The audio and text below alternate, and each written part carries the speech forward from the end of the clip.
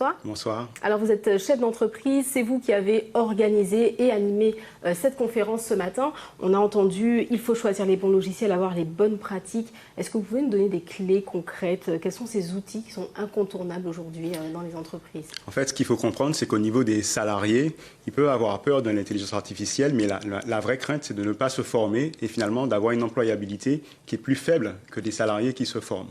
Aujourd'hui, pour les outils, on connaît par exemple ChatGPT qui permet de créer du contenu, synthétiser du contenu, créer aussi des images. Mais il y a aussi beaucoup d'outils qui finalement sont les outils qu'on utilise au quotidien.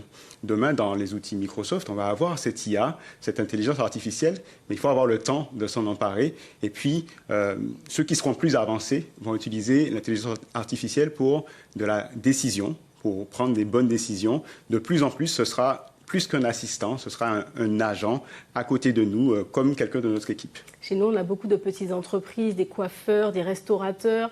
Est-ce que là aussi, dans ces petits commerces de proximité, l'intelligence artificielle a sa place? Bien sûr, bien sûr. Alors, ce qui va se passer, c'est que un coiffeur, par exemple, utilise un logiciel, peut-être un logiciel de facturation, peut-être un logiciel de caisse, peut-être un logiciel pour gérer sa base de clientèle.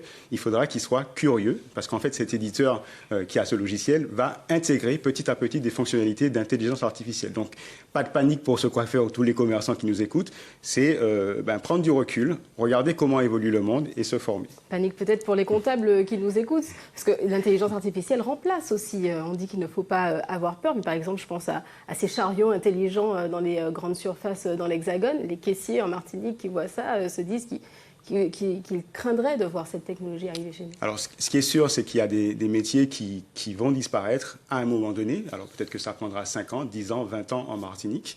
Mais ce qui est sûr, c'est qu'il y a aussi des métiers qui vont apparaître.